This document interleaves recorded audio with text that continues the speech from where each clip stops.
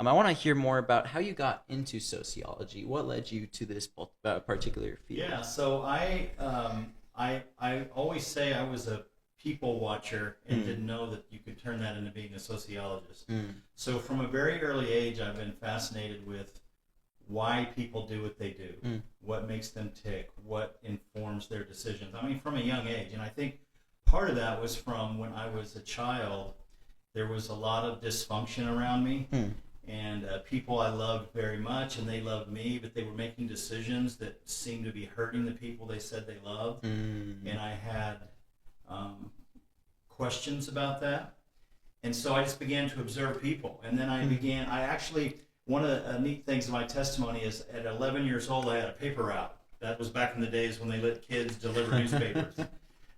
363 days a year, I got up at 3 o'clock in the morning, folded papers, walked around, delivered 160 newspapers to houses, and then went home and went to school, which is a pretty, we'll talk about work here some, but it's a pretty mature thing to do for an 11-year-old. But I got paid to do it. But here's the thing that I didn't realize was a God thing at that time, was I also had to go into each of those homes every month to collect the money. Because the way I got paid is I bought the newspapers from the newspaper company, and then I went and collected the money from the people I was delivering to, and whatever was extra was my profit. Wow. So there's a motivation there.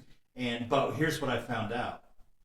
There was about 4 of those homes out of 160 that when I went into those homes, they just felt very different.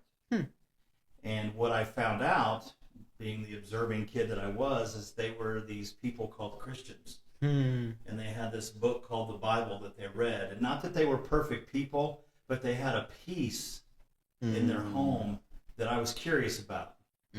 And so I began to explore that. And through that, I won't go into the whole story because it's too long, but I became a Christian. And then when I started going to college, I took an introduction to sociology class. And I was like, wow, this is the study of culture, the study of society, and how it works. And that's kind of what got me originally into it. And I just, when I first started college, I wasn't exactly sure what I wanted to do. In fact, my first major was computer science, because that was the time when everybody was getting these things called PCs, personal computers.